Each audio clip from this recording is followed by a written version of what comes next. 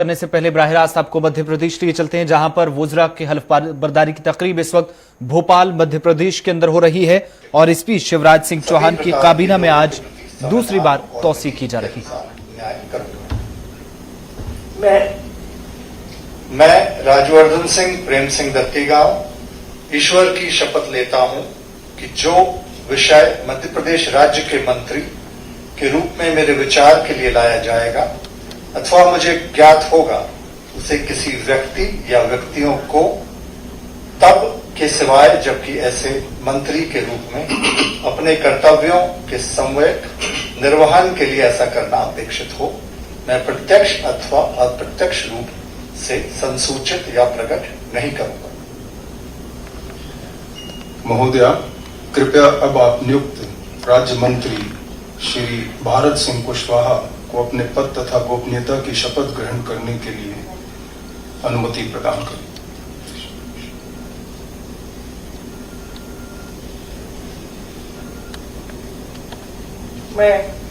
मैं भारत सिंह कुशवाहा ईश्वर की शपथ लेता हूं कि मैं विधि द्वारा स्थापित भारत के संविधान के प्रति सच्ची श्रद्धा और निष्ठा रखूंगा।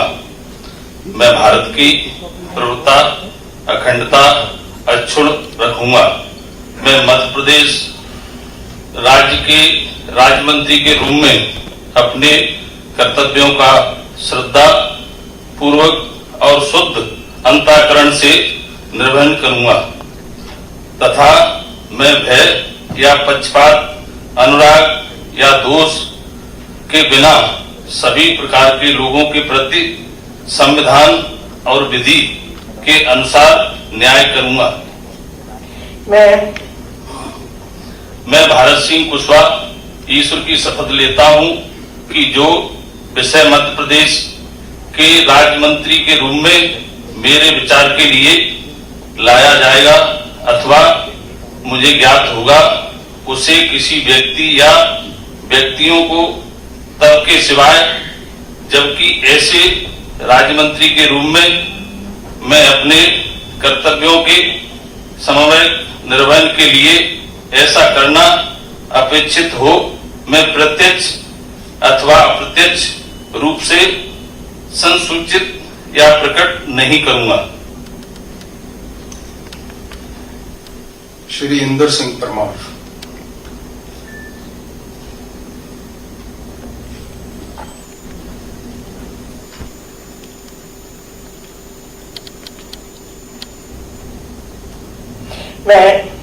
मैं इंदर सिंह परमार ईश्वर की शपथ लेता हूं कि मैं विधि द्वारा स्थापित भारत के संविधान के प्रति सच्ची श्रद्धा और निष्ठा रखूंगा।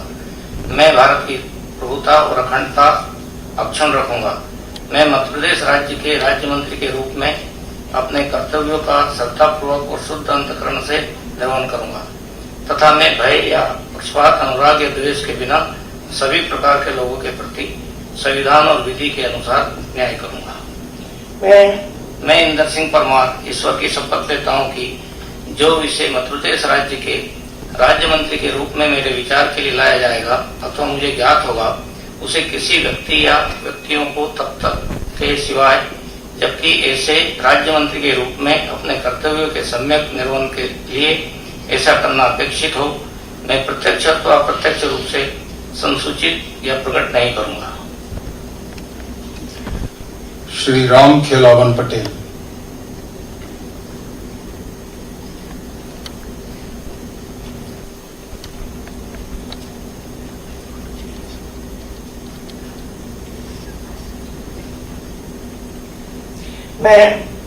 मैं राम खिलावन पटेल ईश्वर की शपथ लेता हूं कि मैं विधि द्वारा स्थापित भारत के संविधान के प्रति सच्ची श्रद्धा और निष्ठा रखूंगा। मैं भारत की प्रभुता और अखंडता अक्षुण्ण रखूंगा। मैं मध्य प्रदेश राज्य के राज्य मंत्री के रूप में अपने कर्तव्यों का श्रद्धापूर्वक और शुद्ध अंतःकरण से निर्वहन करूंगा तथा मैं भय या पक्षपात, अनुराग या द्वेष के बिना सभी प्रकार के लोगों के प्रति संविधान और विधि के अनुसार न्याय करूंगा। मैं राम खिलावन पटेल ईश्वर की शपथ लेता हूं कि जो विषय मध्य प्रदेश राज्य के राज्य मंत्री के रूप में मेरे विचार के लिए लाया जाएगा अथवा मुझे ज्ञात होगा, उसे किसी व्यक्ति या व्यक्तियों को तब के सिवाय जबकि ऐसे राजमंत्री के रूप में अपने कर्तव्यों के सम्यक निर्वहन के लिए ऐसा करना अपेक्षित हो, मैं प्रत्यक्ष अथवा अप्रत्यक्ष रूप से संसूचित या प्रकट नहीं करूंगा। श्री रामकिशोर कांबरे।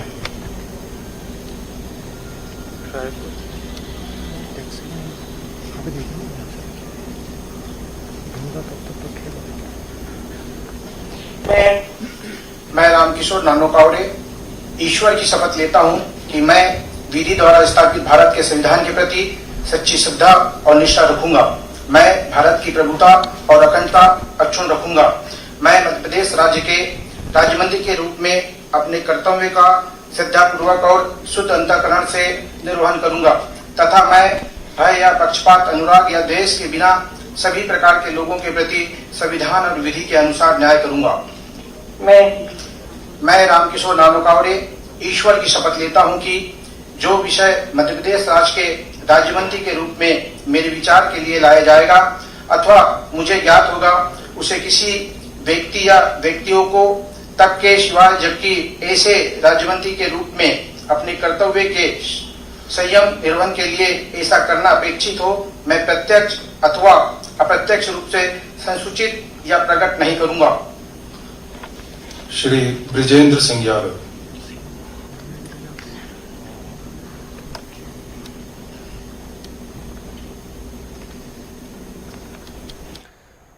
तो भोपाल मध्य प्रदेश के अंदर राजभवन में हलफ बर्दारी की तकरीब हो रही है। वुज़रा इस हलफ बर्दारी तकरीब में 28 वुज़रा जो इस काबीना में शामिल होंगे, यानी शिवराज सिंह चौहान की सरकार बनने के बाद 72 रोज बाद ये दूसरी बार काबीना में तौसी की जा रही है। 28 वुज़रा आज हलफ बर्दारी इस तकरीब में शिरकत कर रहे हैं। हलफ उठाया 28 वुज़रा ने और ये सिलसिला इस वक्त भी जारी है। हुकूमत बनने के 72 रोज बाद दूसरी बार ऐसा हुआ है कि मध्य प्रदेश के अंदर इन 72 दिनों में यानी 3 महीनों के इस वक्त के दौरान जो अभी तक का अरसा गुजरा है, ये दूसरी मरतबा वफ़ की जगह जब वुज़रा की हलफ बर्दारी तकरीब हो रही है। और आनंदी बहन जो कि इस वक्त इजाफी चार्ज उन्होंने संभाला है मध्य प्रदेश के अंदर, वो इस वक्त हलफ बर्दारी की तकरीब में बतौर मेहमान खुसूसी शामिल हैं। उनकी मौजूदगी में हलफ उठाया जा रहा है, हलफ दिला रही हैं तमाम वुज़रा को। और इस वक्त जो मौजूदा गवर्नर हैं उनकी तबीयत बताया जा रहा है नासाज होने की वजह से वो आज इस प्रोग्राम में शिरकत नहीं कर पाए, लेकिन उनकी जगह उत्तर प्रदेश की जो गवर्नर हैं वो इस वक्त हलफ दिला रही हैं सभी वुज़रा को। और 72 दिनों के बाद दूसरी बार काबीना में तौसी, 28 वुज़रा नए जिनको नई जिम्मेदारियां आज मध्य प्रदेश के अंदर सौंपी जा रही हैं।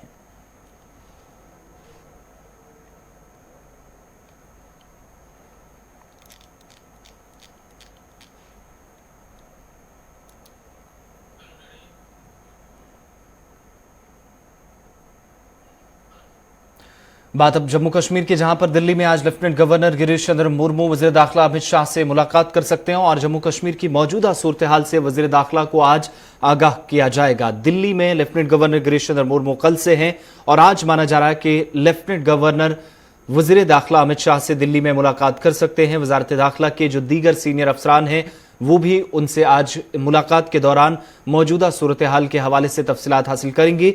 और लेफ्टिनेंट गवर्नर ने इससे पहले कल दिल्ली के अंदर ही वज़ीर दिफा राजनाथ सिंह से भी बात की, मीटिंग की, और इस मीटिंग के दौरान ऑफिशियली कोई बयान सामने नहीं आया, लेकिन ये माना जा रहा है कि लाइन ऑफ कंट्रोल पर, हालात पर इस वक्त तफसीली गुफ्तगू हुई दिल्ली के अंदर वज़ीर दिफा के साथ लेफ्टिनेंट गवर्नर मुर्मू की। और सबसे बड़ी चीज जो अमरनाथ यात्रा, सालाना अमरनाथ यात्रा होती है, रवां बरस मौजूदा सूरत हाल के पेश नजर यात्रा अभी तक नहीं हो पाई है और अमरनाथ यात्रा को लेकर की गई तैयारियों और इस वक्त की सूरत हाल का भी इस वक्त जो जायजा खुद लेफ्टिनेंट गवर्नर जम्मू कश्मीर के अंदर ले रहे हैं, उस हवाले से आगाह किया गया दिल्ली के अंदर राजनाथ सिंह को। और आज माना जा रहा है कि वो मुलाकात कर सकते हैं वज़ीर दाखिला अमित शाह से और आज भी मुख्तलिफ उमूर पर तबादला ख्याल होगा। मौजूदा सूरत हाल के साथ साथ आज वज़ीर दाखिला के सामने इस वक्त मिलिटेंट मुखालिफ ऑपरेशन, इसके मुतल्लिक भी बात हो सकती है। सरकार की जानिब से जो मरकजी मुआवनत वाली स्कीमें हैं जिनके तहत जम्मू कश्मीर के अंदर मुख्तलिफ तरक्याती मनसूबों पर काम जारी है,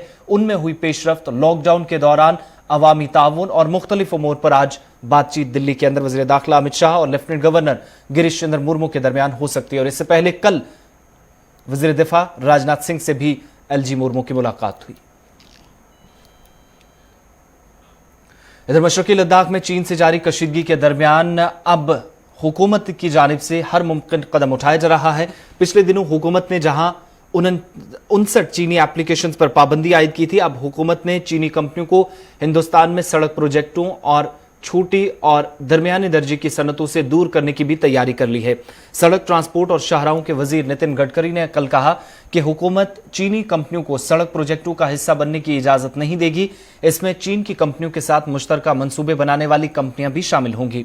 गडकरी के मुताबिक हुकूमत ये यकीनी बनाएगी कि चीनी सरमायाकार बहुत छोटी से दरमियानी दर्जे की सनतों जैसे मुख्तलिफ शोबों में सरमायाकारी न कर सके। और गडकरी के पास MSME वजारत की भी जिम्मेदारी है और उनके बयान को हासिल गलवान में भी भारत और चीन के दरमियान हुए पुरतशद्दुद झड़पों में जो यहां पर LAC पर हालात बने थे 15 और 16 जून को, उसके बाद इन हालात से जोड़कर भी उनके बयान को देखा जा रहा है, क्योंकि इस झड़प में हिंदुस्तानी फौज के 20 जवान जाँ बहक हुए थे, जिनमें एक आला कमांडर भी शामिल थे। और इस दौरान अब उनकी जानिब से कहा गया कि चीनी कंपनियों पर पाबंदी लगाने को लेकर पॉलिसी जल्द ही पेश कर दी जाएगी। वहीं सड़क प्रोजेक्टों में हिंदुस्तानी कंपनियों को तरजीह देने के लिए ज़ाब्ते जो हैं वो आसान किए जाएंगे। नए टेंडर्स बाज़ाब्ता तौर पर कई कामों के लिए जारी किए जाने हैं। उन्होंने PTI से बात करते हुए कहा कि सड़कों की तामीर के लिए इन मुश्तरका मंसूबों का जो ठेका है वो चीनी कंपनियों को नहीं दिया जाएगा, जिनमें चीन की कंपनियां हिस्सेदार हों। साथ ही साथ उनके मुताबिक हम इस बात पर सख्त मौकिफ बनाए रखेंगे और अगर वो मुश्तरका मंसूबों में शामिल होकर हिंदुस्तान आते हैं, हम उसकी भी चीन को इजाजत नहीं देंगे।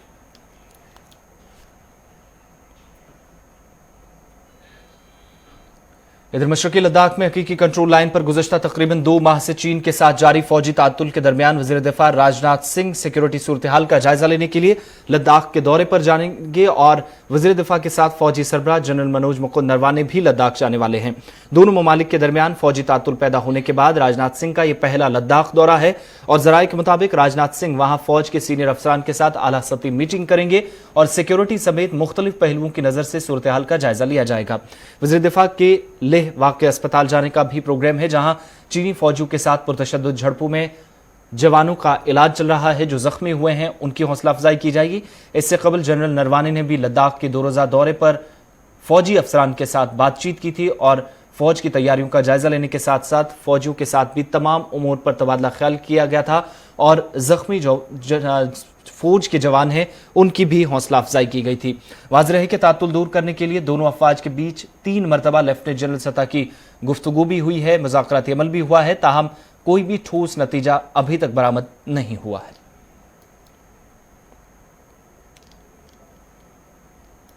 ये समाचार कि पाकिस्तान ने गिलगित बाल्टिस्तान के इलाके में नॉर्दर्न लद्दाख के ऑपोजिट यानी हमारे कारगिल सेक्टर के अंदर 20,000 अधिक सैनिक तैनात किए हैं, एक गंभीर विषय तो है लेकिन चिंता का विषय नहीं है, क्योंकि हमारे डिफेंसेस इस इलाके में बहुत मजबूत हैं और पाकिस्तान जितने मर्जी वहाँ पर तादाद ले आए उससे हमारी डिफेंसेस को कोई खतरा होने वाला नहीं है और ना ही हमें किसी पाकिस्तानी हमले का डर है। मुझे तो लगता है कि ये पाकिस्तान की तरफ से डिफेंसिव एक्शन है और चीन की तरफ से एक और भारत को धमकाने की कोशिश है, क्योंकि पाकिस्तान को खतरा है कि शायद भारत इस इलाके से गिलगित बाल्टिस्तान में अटैक ना कर दे। ये भी सुनने में आया है कि चीन और पाकिस्तान मिलकर अल बदर दहशतगर्द तंजीम को दोबारा रिवाइव कर रहे हैं और उसको कश्मीर में भेजने की कोशिश कर रहे हैं। दहशतगर्दी भारत के लिए हमेशा एक कंसर्न रहा है, खासकर जिस प्रकार कश्मीर घाटी के अंदर इस साल भारत ने दहशतगर्दी की कमर तोड़ने की सोच रखी है, उसमें बहुत कामयाबी मिल रही है और अभी तक 128 आतंकवादी जो हैं भारतीय सेनाओं ने मार दिए हैं। अगर वहां पर इधर जारी कशीदगी के बाद चीन की कंपनियों के मोबाइल एप्लीकेशन पर लगाई गई पाबंदी का अमेरिका ने खैरमकदम किया है और इस बीच भारत सरकार ने भी चीन के खिलाफ सही फैसला किया। माइक पोम्पियो का बयान सामने आया है। उनके मुताबिक हिंदुस्तान ने अपनी खुद मुख्तारी के लिए मुनासिब फैसला सही वक्त पर किया। अमेरिका के बयान के मुताबिक आज भी जहां पर कशीदगी जारी है, वहीं भारत सरकार ने एक और बड़ा फैसला लिया था, जहां पर BSNL और MTNL ने 4G टेंडर मंसूख कर दिए थे और नए टेंडर्स पैनल मीटिंग के बाद जारी किए जाएंगे। लेकिन इस बीच मोबाइल एप्लीकेशंस को बैन करना, चीन की मोबाइल एप्लीकेशंस पर पाबंदी आयद करने का फैसला जो मरकजी सरकार था उसका अमेरिका ने खैर मकदम किया है।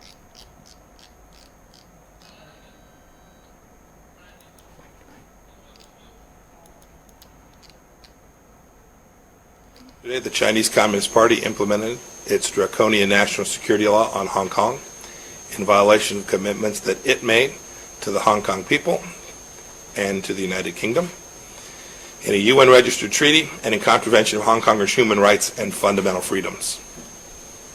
Free Hong Kong was one of the world's most stable, prosperous, and dynamic cities. Now it will be just another communist-run city where its people will be subject to the party elite's whims. It's sad. Indeed, this is already happening.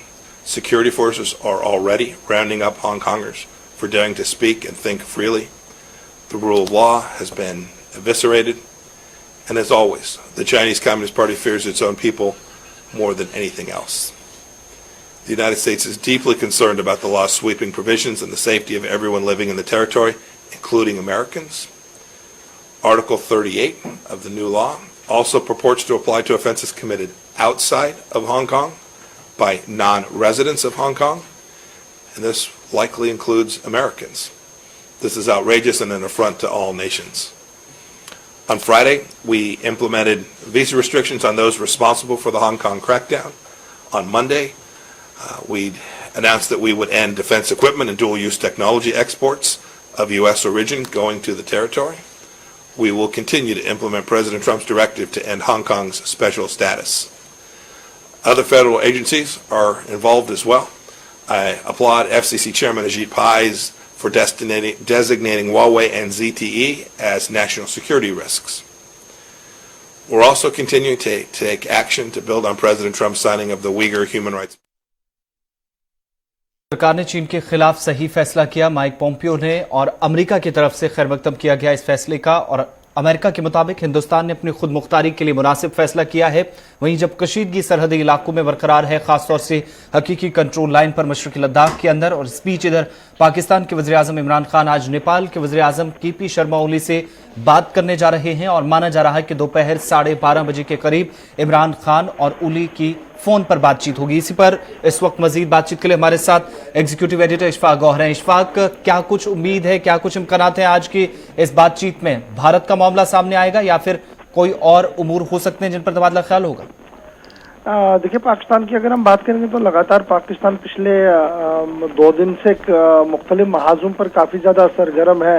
और जिस तरीके से People's Liberation of Army, China और intelligence agency Pakistan के बीच मुलाकातों का सिलसिला तेज हुआ है, और उसके बाद चीन की अस्करदो एयरबेस पर तेजी हुई है, तो उसके नतीजे में ये माना जा रहा है कि चाइना के बदले में कुछ और चीजों को राहें हमवार करने के लिए जो इमरान खान है वो और कुछ पेशकदमी करेगा। और यही वजह है कि थोड़ी देर में खबर आ रही है कि नेपाल के प्राइम मिनिस्टर के साथ वो फोन पर बात कर रहे हैं, क्योंकि नेपाल के प्राइम मिनिस्टर पर जिस तरीके का दबाव इस वक्त नेपाल के अंदर बना हुआ है, उसमें एक एक्सटर्नल सपोर्ट उन्हें दिया जाए। और ये वजह है कि इमरान जो है वो लगभग वहां पर बात करेंगे, लेकिन ऑफिशियली क्या कुछ वहां पर होगा वो हमने दोनों फॉरेन ऑफिस के ऑफिशियल स्टेटमेंट को भी देखना पड़ेगा। लेकिन जो सोर्सेज की बात, भारत सरकार की तरफ से कोई रिएक्शन सामने आया है?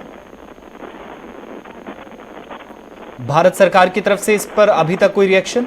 देखिए, भारत सरकार अभी रिएक्ट इस पर करेगा नहीं, क्योंकि हर एक देश के मुखिया को पूरा इख्तियार है कि वो किसी भी मुल्क के साथ बातचीत कर सकता है। लेकिन अगर बातचीत के दौरान अंदरूनी मामला ज़ेर बहस लाए गए और मुदाखलत करने की कोशिश की, तभी जाकर वजारत खारजा की तरफ से बयान आएगा। फिलहाल वेट एंड वॉच पर हर एक की नजर है इस पर। बहुत बहुत शुक्रिया तफसीलात फराहम करने के लिए। और आज आधे घंटे के करीब बाद पाकिस्तान के वज़ीर आज़म बातचीत कर सकते हैं केपी शर्मा ओली के साथ, जो कि वज़ीर आज़म है नेपाल के। और माना जा रहा है कि इसमें भी मशरकी लद्दाख के अंदर जो कुछ हो रहा है या सरहदी तनाज़े के बीच, जहां पर मुख्तलिफ ममालिक के अंदर, चाहे वो भारत का चीन के साथ हो या भारत का पाकिस्तान या भारत और नेपाल के बीच सरहदी तनाज़ात हो, इनको लेकर भी आज बातचीत में जरूर इन बातों पर जिक्र किया जा सकता है। इधर सेंट्रल रिजर्व पुलिस फोर्स के डायरेक्टर जनरल जुल्फकार हसन ने आज कहा कि गुज़श्ता रोज सोपोर में हुए हमले के दौरान फोर्सेस पर फायरिंग कर रहे मिलिटेंटों ने मसाजिद का इस्तेमाल किया। उन्होंने कहा कि फोर्सेस को निशाना बनाने के दौरान मसाजिद का इस्तेमाल इंतहाई काबिल मजम्मत है। उनके मुताबिक मसाजिद कमेटियों को भी ये चाहिए और वो इस बात को यकीनी बनाएं कि मिलिटेंटों को हमलों के लिए मसाजिद का इस्तेमाल न करने दिया जाए ताकि वो वहां पनाह न ले सकें। एडीजी सीआरपीएफ जुल्फकार हसन गुज़श्ता रोज सोपोर फायरिंग के तबादले में जाँ बहक होने वाले सीआरपीएफ के एहलकार को खराज अकीदत पेश करने के बाद इन ख्यालात का इजहार कर रहे थे। हुमहामा सीआरपीएफ कैंप श्रीनगर में जाँ बहक सीआरपीएफ एहलकार को खराज अकीदत पेश करने के बाद आबाई इलाके के लिए रवाना कर दिया गया। इस मौके पर आईजी कश्मीर विजय कुमार और सीआरपीएफ व पुलिस के दीगर आला अफसरान भी मौजूद रहे। Well, the CRPF had gone for duty at one particular crossing in the district, and when we reached the spot, the militants had already taken position inside the masjid and they started firing at the CRPF party from inside the masjid. The CRPF retaliated the fire very bravely. This boy who was martyred, his role was very significant. The retaliation was effective. While this retaliation and the firing by the militants was going on, a private person, he came in a car and he got into the melee. Unfortunately, when he was getting down, and I think we are still to reconstruct properly, but we assume that when he was trying to take the child out of the car, he was shot on the back by the militant bullet from the masjid. All of us have gone to the spot and seen the angle of fire. We are very clear technically that this is the bullet of the militant. And the militant killed the man. The child obviously was scared. He ran and he was rescued by a boy of the CRPF who was there close by, and he took care of him till the firing by the militants continued. The militants were forced to flee away.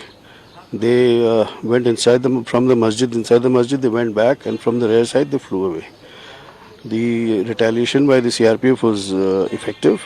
We assume we have found blood stains.